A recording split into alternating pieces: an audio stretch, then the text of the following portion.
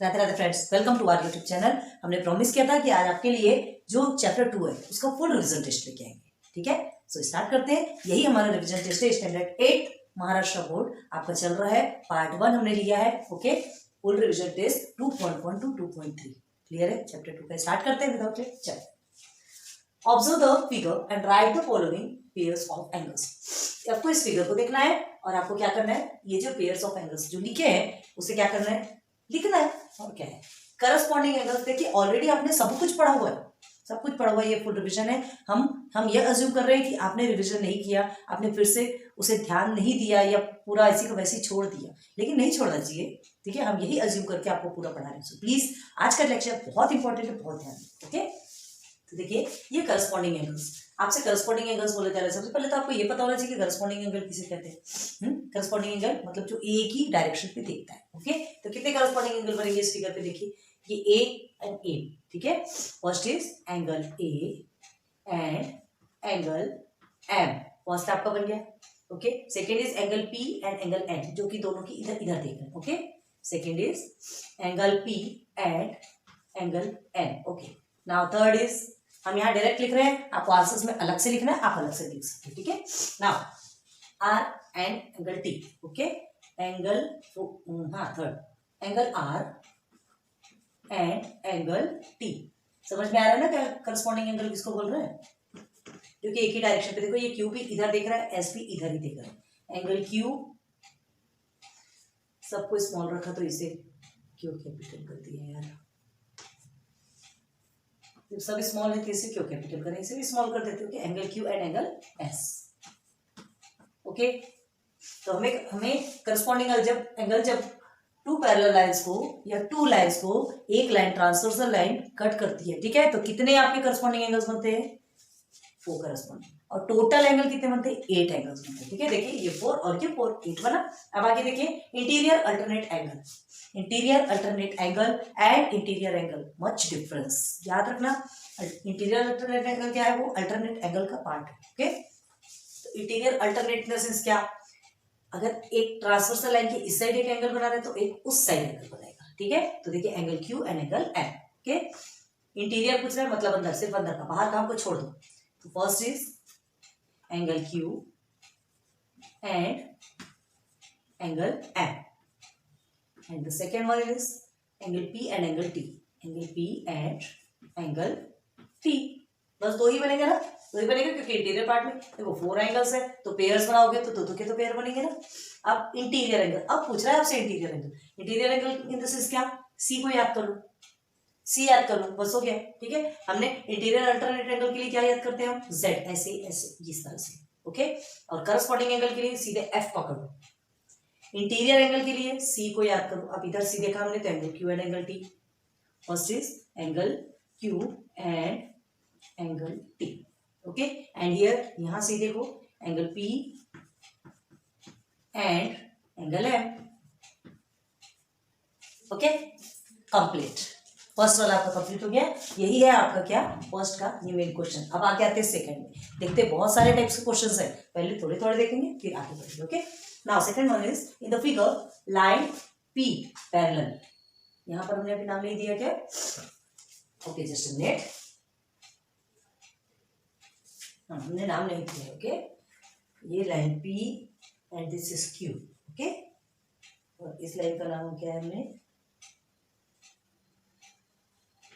चलो are they. तो देखो line P is parallel to line Q and line R is the transversal. ये जो आर है ना, और आर ऑलरेडी लिखा हुआ है हमने, कभी कभी लेटर समझ में नहीं आते क्यों बारे होते, तो line R is the transversal. ये पी क्यू आपकी क्या है, पैरेलल लाइन से, पैरेलल लाइन पे एक लाइन जो कट करके जा रही है, इंटरसेक्ट करके जा रही है, वो आपकी ट्रांसवर्सल है। Find the value of A B and C, A B and C की वैल्यू फाइंड करना है यूजिंग द गिवन इन्फॉर्मेशन। सिर्फ एक दिया है आपको 120 डिग्री, सिर्फ एक दिया और तीनों की वैल्यू फाइंड करने को इजी है। देखो कैसे करते हैं, सबसे पहले आप इस एंगल को देखो, है ना, और इस एंगल को देखो, दोनों भी इक्वल है। क्यों इक्वल है, क्यों इक्वल है, because exterior angles are equals. तो देखो एक एक्सटीरियर एंगल 120 डिग्री है, तो एंगल ए भी आपका 120 डिग्री ही होगा। ओके, इसे आपको एक नेम देना है, नेम दे सकते, इसे नेम दे दीजिए, चलिए चलो टी दे देते हैं ना, हमने इसे एंगल टी दे दिया। तो यहाँ क्या लिखेंगे, देखो सॉल्यूशन कैसे लिख रहा है, ध्यान दो। Here angle T is equal to 120 degree and angle T is equal to angle A. Okay, क्यों, तो वो रीजन यहां पर लिखोगे। क्या लिखेंगे, एक्सटीरियर एंगल्स, एक्सटीरियर अल्टरनेट ना, देखो यहां से ये एक्सटीरियर यहां लिख रहे हैं थोड़ा, अल्टरनेट एंगल्स आर इक्वल। ठीक है, तो देयरफॉर एंगल टी आपका क्या है, 120 डिग्री है।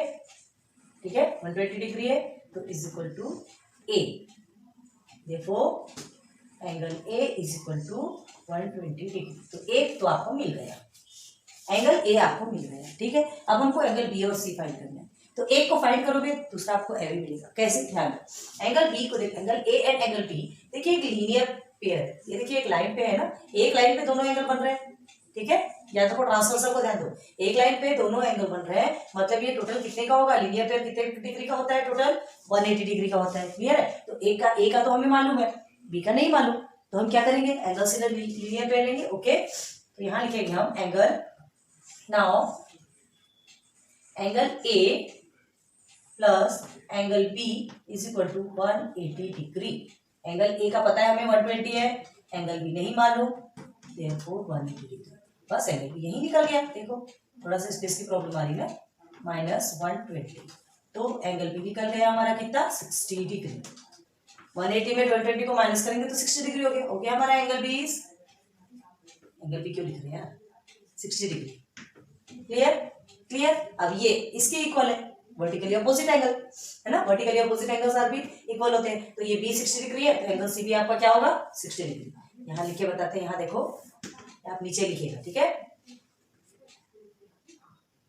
Angle B is equal to angle C. ठीक है, therefore angle C is equal to 60 degree.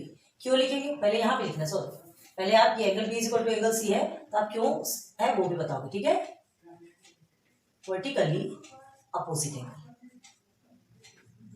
Opposite angle, angles, तो ये वर्टिकली अपोजिट एंगल्स इक्वल रहते हैं। यहाँ आर इक्वल बार बार लिखने की जरूरत नहीं है, सिर्फ बता देना कि वो है क्या। ठीक है, तो ये वर्टिकली अपोजिट एंगल्स है, तो इक्वल तो वो नहीं है, तो therefore angle C is equal to how many, 60 degree. Clear, okay, तो क्या लिखेंगे, answer is angle A is equal to 120 degree, angle B is equal to 60 degree and angle C is equal to also 60 degree. Complete हो, अच्छे से समझना, बहुत easy, बहुत।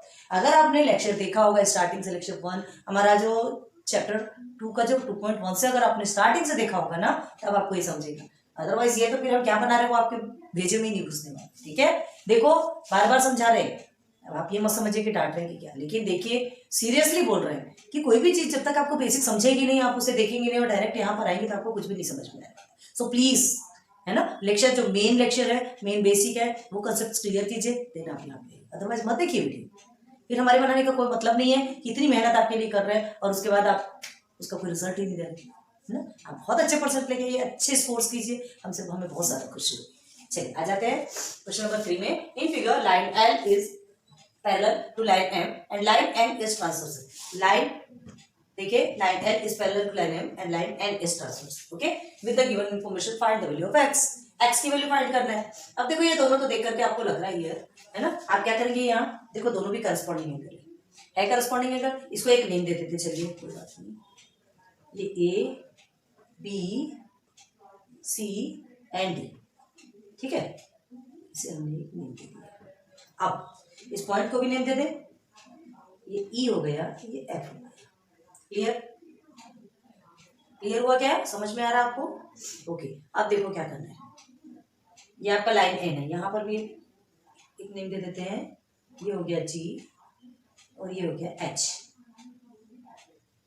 Okay, अब देखिए आपको क्या क्या मिल रहा है यहाँ पे, देखो बी ई जी है ना, देखो यहाँ पे angle B E G is equal to angle E F D is equal to angle EFT क्यों लिख रहे आपको समझ नहीं आ रहा, क्यों बताते हैं आपको। देखो ना दोनों भी करस्पॉन्डिंग एंगल है, करस्पॉन्डिंग एंगल्स इक्वल होते हैं, ठीक है, करस्पॉन्डिंग है, दोनों भी एक ही डायरेक्शन पे दिख रहे हैं। तो देखो एक एंगल GEB हो गया, GEB या BEG कुछ भी लिखो, मतलब एक है, क्योंकि इस एंगल को सेंटर पे रहना है। अब ये आपका ये वाला एक एंगल हो गया EFD, ये दो एंगल हो गए, तो बोथ एंगल्स आर इक्वल, है ना। क्यों, यहाँ पे लिखेंगे corresponding angle,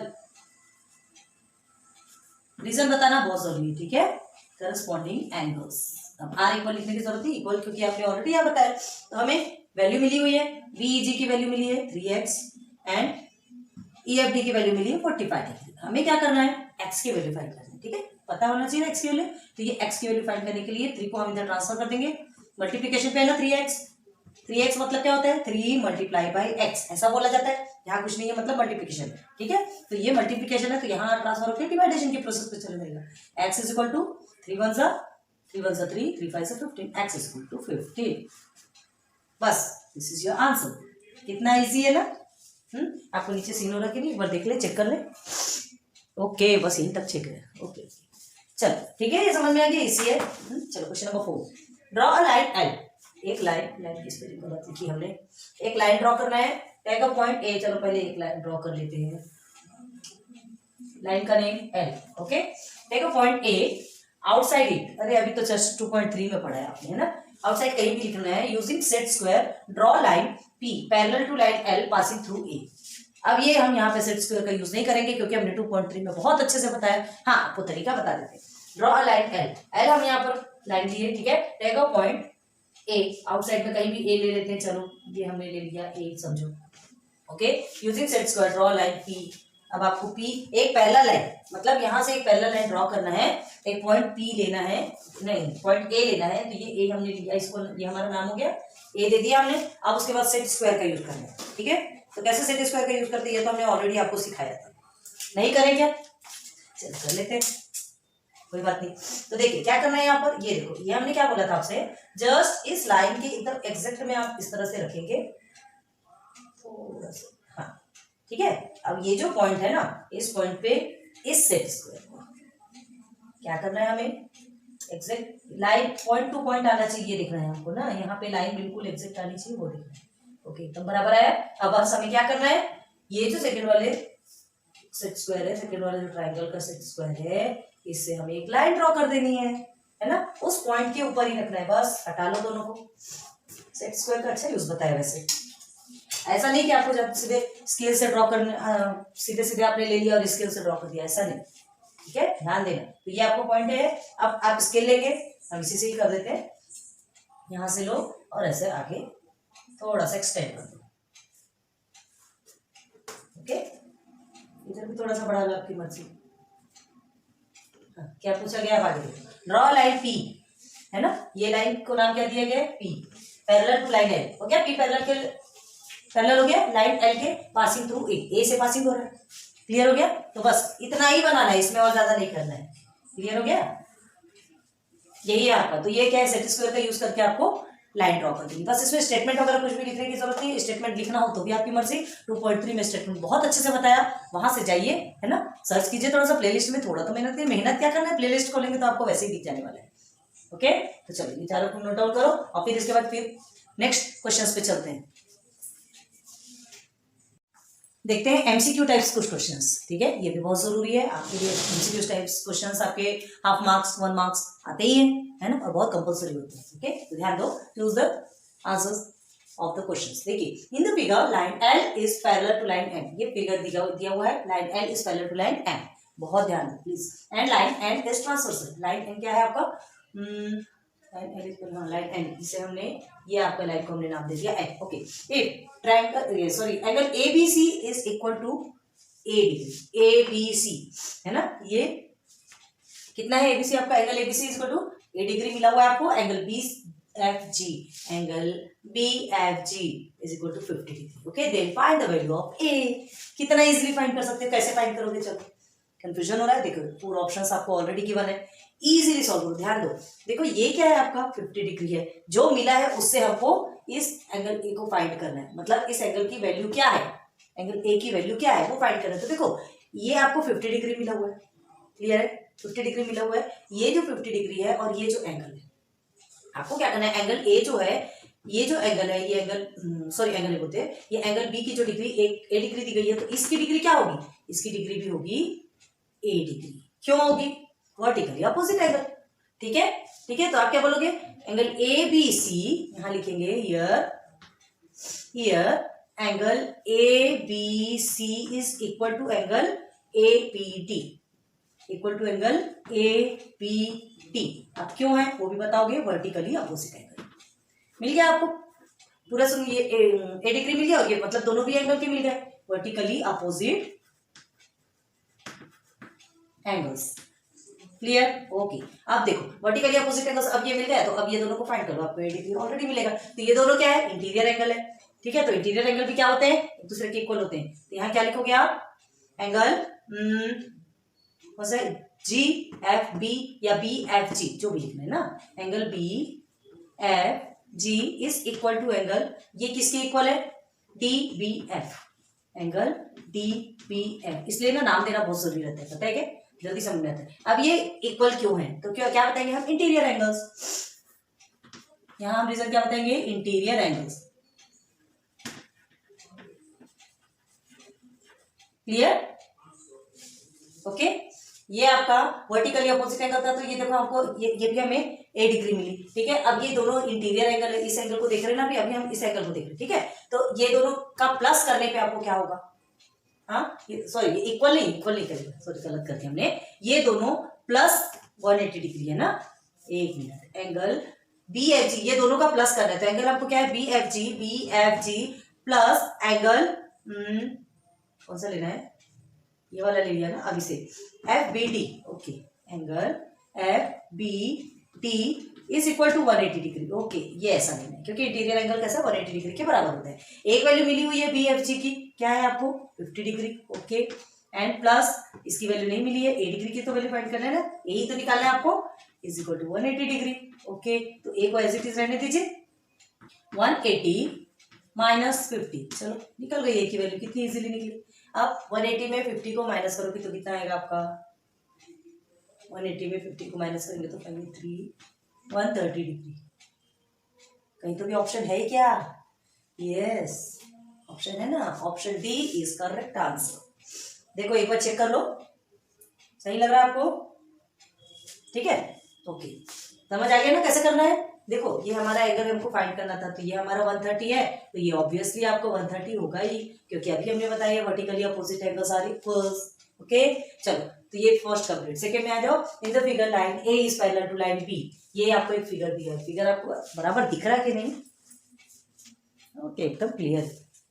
now line A is parallel to line B. अब देखो इस तरह से पैरेलल होता है, कोई इफेक्ट नहीं होता, आपको चाहे जैसा भी हो, आपको पैरेलल और ट्रांसवर्सल से मतलब है और आपको एंगल से मतलब है, पूछा क्या जा रहा है उससे मतलब है। Okay, line A is parallel to line B, okay, and line C is transversal. अब angle A B C is equal to आपको 3z मिला हुआ है, ए बी सी 3z मिला है, और क्या मिला है, angle B C D is equal to B C और D is equal to 75 degree. आपको क्या करना है, z की वैल्यू फाइंड करना है, ये जो z है ना इसकी वैल्यू फाइंड करना है। अब आप देख रहे हो तो कुछ तो भी दिख रहा है, हाँ ये जो एक एंगल बना है ना, ये एक एंगल आपको ऑलरेडी बना के दिखाया, देखो हमने आप समझा रहे, ये दोनों क्या होगा, वर्टिकली अपोजिट एंगल। आपको ये पूछा नहीं गया, लेकिन ये दोनों एज इट इज इक्वल है, 75 तो ये भी 75 होगा, आपसे ये नहीं पूछा गया, आपसे सिर्फ और सिर्फ z की वैल्यू पूछी गई, तो जो पूछा गया वो करके, ठीक है।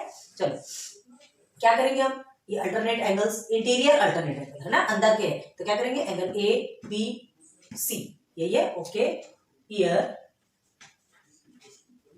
Angle A B C is equal to angle B C D, angle B C D क्यों है, चलो बता दो क्यों है, इंटीरियर अल्टरनेट एंगल, इंटीरियर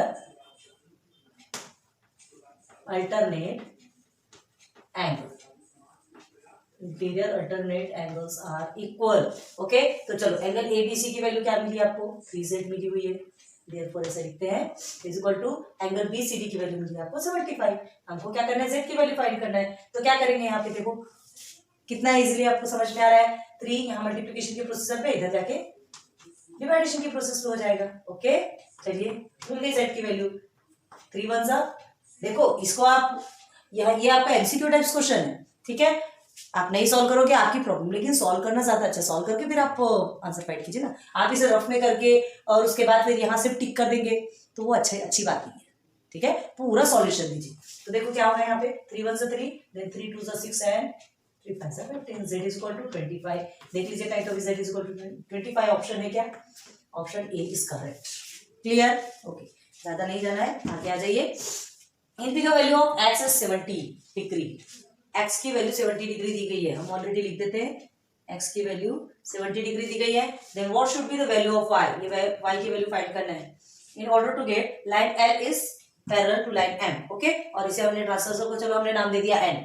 ये आपको फिगर गिवन है, आपको क्या फाइंड करना है, x की वैल्यू मिली है, y की वैल्यू फाइंड करना है। इजी, देखो ये क्या बन रहा है, इंटीरियर एंगल है C बन रहा है, तो इंटीरियर एंगल क्या होता है 180 डिग्री के बराबर होता है, ओके, दोनों को प्लस कर दो तो 180 डिग्री। तो क्या लिखेंगे यहाँ पे, here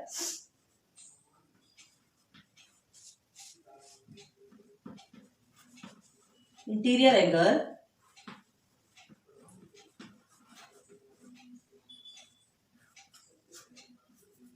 is equal to 180 degree, ठीक है, ये हमने पहले लिख दिया। तो देयरफॉर क्या लिखेंगे यहाँ पे, angle x plus angle y is equal to 180 degree, ठीक है। तो एंगल x की वैल्यू मिली हुई है आपको 70 डिग्री, y की वैल्यू नहीं मिली हुई है, छोड़ दीजिए 180 डिग्री, ओके। तब ये 70 आपका यहाँ पर क्या है, प्लस में है, उधर जाके माइनस में कन्वर्ट होगा, ठीक है। आपको एंगल y निकालना है, तो 180 माइनस 70 मिल गया y की, क्या होगा, angle y is equal to 110 degree, बस इट्स फाइनल आंसर। कितना छोटे छोटे answer, 110, option B is correct, okay. चलो यहाँ देखो, when two parallel lines are intersect by a transversal, दो पैरेलल लाइन अगर इंटरसेक्ट करते हैं एक ट्रांसवर्सल से, ब्लैक एंगल्स आर फॉर्म्ड, क्या कौन सा एंगल बनेगा, देखो मतलब 4 कितने एंगल्स, 2 8 और 6, कितने सारे एंगल्स बनेंगे, कौन कौन सा एंगल बनेगा, देखो करस्पॉन्डिंग एंगल बनता है, ठीक है। Alternate, interior alternate, exterior alternate भी बनता है, एंड वर्टिकली अपोजिट एंगल्स भी बनते हैं, सब बनते हैं, ठीक है। तो आपसे पूछा जा रहा है कि अगर दो लाइन कट करती है, दो लाइन को कट करती है एक लाइन, है ना, इन द सेंस ये दो लाइन को एक लाइन कट करता है, तो ये दो पैरेलल लाइन है, ये ट्रांसवर्सल है, जो कि अभी सबने देख रहे हो, ठीक है। तो क्या पूछा गया आपसे, ब्लैक एंगल्स आर फॉर्म्ड, कितने एंगल्स बनते हैं, बताइए कितने एंगल्स बनते हैं, 4 2 8 6, देखिए 1 2 3 4 1 2 3 4, कितने बनते हैं टोटल 8, तो 8 is your correct answer. Clear, आपको बना के दिखाना, बना के दिखा दो, देखो 1 2 3 4 5 6 7 एंड 8, ओके। और लाइंस बोल रहा है तो हमने लाइन बना दिया, L and M and N name भी दे दिया, ओके। आप आंसर इस तरह से लिखना हो, इस तरह से लिखो, या डायरेक्ट आप देख सकते हो तो वो भी तो है ना। ये क्या है, एमसीक्यू टाइप्स क्वेश्चंस है, सिर्फ टिक करने वाला भी है, लेकिन यहां तक हो तो सॉल्यूशन दे दो, ओके। समझ आ रहा है ना, this is also MCQ types question. देखो, if the arms on the transversal of a pair of angles are in the same direction, arms on the transversal, transversal के जो आर्म्स रहते हैं, है ना, ऑफ द पेयर, जो भी pair angle pair बनता है, ट्रांसवर्सल इन द सेंस देखो बताते हैं आपको, same direction, and the other arms on the same side, है ना, of a transversal, then it is called a pair of blank angles. जैसे आपको क्या दिया गया, ये दो लाइन पैरेलल लाइन दी गई है, ओके। आपसे क्या बोला जा रहा है, the arms of the transversal on the transversal of a pair of angles, ठीक है, पेयर ऑफ एंगल, ये आपका ट्रांसवर्सल है। पेयर ऑफ एंगल्स कौन कौन से होते हैं, पेयर ऑफ एंगल्स देखो, एक तो ये भी होता है, ये एक्सटीरियर अल्टरनेट, ठीक है, ये इंटीरियर अल्टरनेट भी होता है, ये भी आपका एक्सटीरियर अल्टरनेट है यहाँ से, और ये आपका इंटीरियर अल्टरनेट। अब इसको और क्या बोलते हैं, ये आपका इंटीरियर एंगल्स है, ओके, ये जो कि 180 डिग्री होता है दोनों प्लस करके, और एफ के पोजीशन पे देखोगे तो आपको करस्पॉन्डिंग जो कि सेम डायरेक्शन पे दिखता है। तो आपको क्वेश्चन क्या पूछ रहा है, देखिए, and the other arms on the same side of the transversal, आपसे क्या पूछ रहा है, ध्यान दो, if the arms on the transversal of a pair of angles are in the same direction and other arms on the same side, उस तरफ भी और इस तरफ भी सेम डायरेक्शन पे देखता है, प्रेयर की लाइन पे आप खड़े होते हो, सीधे से देखते, कोई एक दूसरे को देखता नहीं, ठीक है। तो देखो, ये एक आर्म्स हो गया और ये एक आर्म्स हो गया, दोनों सेम कहलाएंगे, तो ये कौन सा कहलाता है, कौन सा एंगल कहलाता है, corresponding interior alternate, exterior alternate and interior, क्या कहलाएगा। करस्पॉन्डिंग के लिए हमने एफ प्रोसीजर देखा था, जिसमें सेम डायरेक्शन पे दिखता है, सेम साइड पे दिखता है, देखो ये ऊपर दिख रहा है, ये भी ऊपर दिख रहा है, ठीक है। तो आपसे सेम डायरेक्शन और सेम साइड ही पूछा है, मतलब आपका कौन सा ऑप्शन होगा, करस्पॉन्डिंग। ठीक है। इंटीरियर अल्टरनेट किसको बोलते हैं, ये अंदर के पोर्शन पे जो ये एक दूसरे के अपोजिट साइड में होते हैं। एंड एक्सटीरियर अल्टरनेट जो बाहर की तरफ में एक दूसरे के अपोजिट साइड में होते हैं। और इंटीरियर एंगल किसको बोलते हैं, इंटीरियर जो ये अंदर का पोर्शन है जिसको सी, हमने सी समझा था, ठीक है। एफ से हमने क्या समझा, करस्पॉन्डिंग, ओके। सी से इंटीरियर एंड और एक क्या बचा आपका जेड, तो ये हमने याद करने के लिए रखा। जेड से हम क्या याद करते हैं, अल्टरनेट एंगल। क्लियर है, कैसे अल्टरनेट एंगल याद करते हैं, एक ही साइड और एक ही साइड। सी से ये दोनों हम अंदर का, एफ से ये दोनों भी नीचे का। क्लियर है, तो ये आपका ऑप्शन क्या आएगा, करस्पॉन्डिंग। याद रखो, ये सिंबल याद रखोगे आपके माइंड में तो आपको हमेशा के लिए याद रहेगा। आगे आ जाओ। अब ये एमसीक्यू टाइप क्वेश्चन आपके खत्म हो गए। अब ये क्वेश्चन देखिए, in the figure line L and line M are coplanar and line M is transversal. Coplanar मतलब जो कि पैरेलल लाइन है ना। तो देखो line L and line M ये दोनों क्या है, कोप्लेनर, एक जैसा लाइन है। And line N is transversal, ये देखो लाइन एन आपका ट्रांसवर्सल है। Then answer the following question. See कुछ क्वेश्चन दिए गए हैं, इस फिगर को देखिए आपको आंसर देना है। ओके, क्या है, name the angle corresponding to angle D. Corresponding हमने क्या बताया, एफ याद करो, एंगल डी के करस्पॉन्डिंग हो सकता है। ये आपका एंगल डी है, ठीक है। उसके जस्ट नीचे ये इधर आ गया आपका एंगल एच। ओके, तो क्या होगा यहाँ पे, एंगल एच।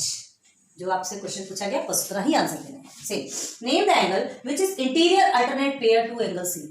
एंगल सी का अल्टरनेट पेयर, देखो इंटीरियर अल्टरनेट बोला है, याद रखना, इंटीरियर नहीं बोला है। एंगल सी, ये आपका एंगल सी है। आप इस साइड का एफ नहीं लिखोगे, ये इंटीरियर एंगल हो गया। इंटीरियर अल्टरनेट बोला है मतलब जस्ट अपोजिट साइड में चले जाओ।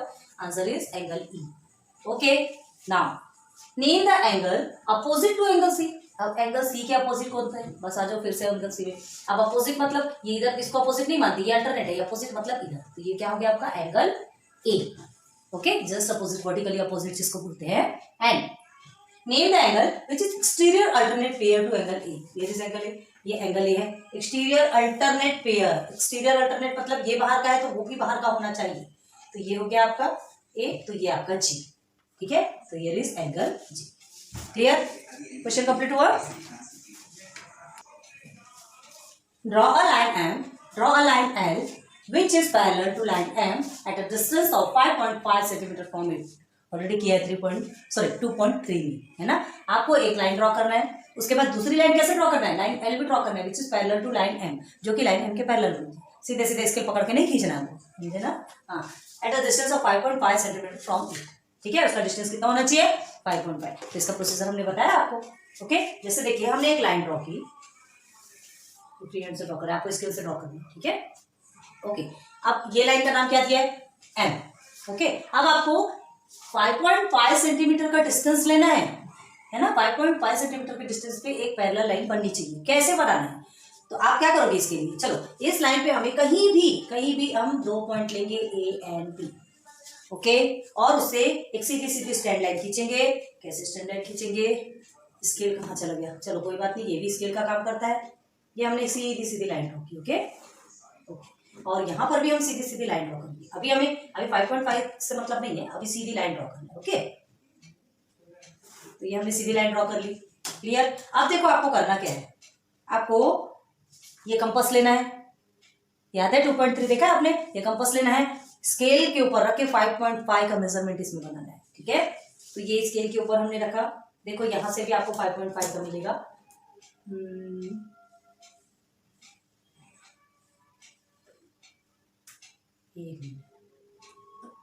ओके, ठीक है, आप एग्जैक्ट उसमें देखिएगा तो ये 5.5। तो हमें क्या करना है, अब ये तो पेंसिल है भाई, ड्रॉ करने के लिए चौक तो लगेगा। यहां से हमने लिया और ये 5.5 का थोड़ा सा मेजरमेंट आर्क ड्रॉ कर दिया, और इस आर्क को ये क्या है जो कि इस लाइन पे कट कर रहा है ना, ये परपेंडिकुलर बना है क्या, इसको हम नाम देते थे, चलो ये जो कट किया इसे पॉइंट पी कर दो। अब यहाँ पे एक कट होता है, देखो 5.5 में ये कट हुआ, ठीक है, इसे हमने नाम दे दिया क्यू। ओके, तो देखिए क्या हो रहा है, line A P is perpendicular to line M, ठीक है, and B Q is perpendicular to line M, दोनों भी परपेंडिकुलर है, ठीक है। आपको क्या चाहिए, 5.5 में 5.5 के डिस्टेंस में आपको एक पैरेलल लाइन चाहिए, मिल गई आपको पैरेलल लाइन। अब आप स्केल रखोगे यहाँ पे और बिल्कुल इसको एक्सेक्ट ऐसे, हमने फ्री हैंड से जो किया क्योंकि बहुत बार हम इसको समझा चुके हैं, ठीक है। अब आपको क्या करना है, ड्रॉ लाइन एल, तो इस लाइन को हमको एल नाम देना है, याद रखना जो नाम दिए वही दिए, okay, which is parallel to line M. आगे आपका पैरेलल टू लाइन एम, ये कितना डिस्टेंस है हमारा 5.5 centimetre, here is also 5.5 centimetre. Clear, बन गया, बस इतना ही बनाना है, ठीक है। और इसके स्टेटमेंट में क्या लिखोगे आप, स्टेटमेंट में आपको पहले लिखेंगे हम ड्रॉ लाइन एम, ठीक है, and take a point A B and we draw line perpendicular on M to A से एक लाइन ड्रॉ करोगे और बी से एक लाइन ड्रॉ करेंगे ना। Now we take a point A P and take a point B Q with 5.5 centimetre with the use of protector. Okay, protector जिसको कि कंपास बोलते हैं, ठीक है। 5.5 का हमने ले लिया एंड देन जॉइन वो 2 points and draw a line L, ठीक है। देखो इसका सारा स्टेटमेंट, थोड़ा लंबा जो स्टेटमेंट रहता है वो बहुत इजी है, हमने 2.3 में बहुत अच्छे से पूरा स्टेटमेंट बताया, ठीक है। सेम स्टेटमेंट है, आपको सेम लिखना है, ऐसा वाला क्वेश्चन सेम है आपका, बस मेजरमेंट चेंज कर दिया गया, वो कर सकते हो आप, ठीक है। मेजरमेंट ही चेंज करना है, बाकी सारे स्टेटमेंट आपके एज इट इज है। तो आप 2.3 में जाइए, देखिए 2.3 हमारा जो लेक्चर है 2.3 चैप्टर का, सॉरी प्रैक्टिस सेट का, उसमें जाइए तो आपको सारे स्टेटमेंट्स मिल जाएगा, ठीक है। ओके, लेकिन स्टेटमेंट लिखना कंपलसरी, लिखिए स्टेटमेंट। अब ये जो आप रिवीजन टेस्ट ले रहे हैं तो इसमें भी हम उतना पूरा लिख के तो देंगे नहीं, समझ में आ रही ना बात, वो उतना लिखते रहे तो फिर तो हो गई वीडियो लंबी की लंबी। चलो आगे आ जाइए, ये हमारा हो गया कंप्लीट। अब देखिए ड्रॉ लाइन एल, अब हमको एक लाइन ड्रॉ करना है L. How many lines can be drawn parallel to line L to distance of 4.2 centimetre from it.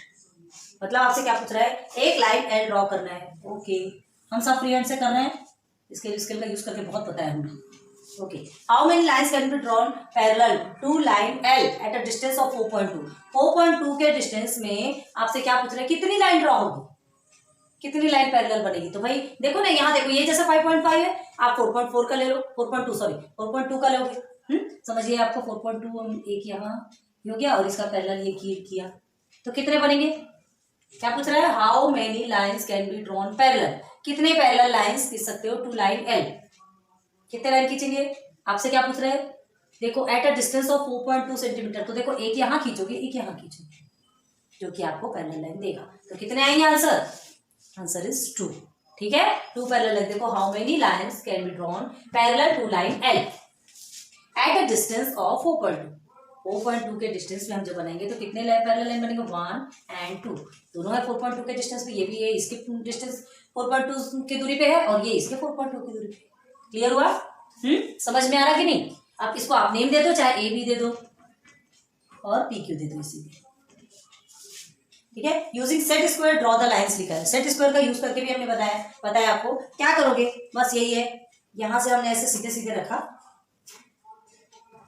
अभी यही तो रखती है तो जो जहां रखे वो बता देते हैं आपको। ये देखो इस तरह से हमने रखा, समझो ये हमारा 4.2। अब उसके बाद हमको क्या करना है, ये इसे एग्जैक्ट यहाँ रख करके बिल्कुल पॉइंट टू पॉइंट ऐसे रख करके एक लाइन हम यहाँ से ड्रॉ करेंगे, ठीक है, ये ज्वाइन करके यहाँ से ड्रॉ करेंगे और उसको उसी लाइन को क्या कर देंगे, एक्सटेंड कर देंगे। तो वो एक्सटेंड कर देंगे तो क्या हो गया, वो आपका इसका पैरेलल बन गया। क्लियर है, ये आप इजीली कर सकते हैं। हमने जानबूझ के लिए आपके पास ऐसे क्वेश्चंस लेके आए, ये क्वेश्चन बहुत ज्यादा जरूरी है और आपको पूरा ट्रिक भी बता दिया, ठीक। और इसके स्टेटमेंट भी आपको 2.3 में ही मिलेंगे, ओके। ये क्वेश्चन बहुत ज्यादा आईएमपी है, इन सब क्वेश्चंस को बहुत ज्यादा ध्यान रखो और प्रैक्टिस करो। This is last one question is in the figure line L is parallel to line N is parallel to line M.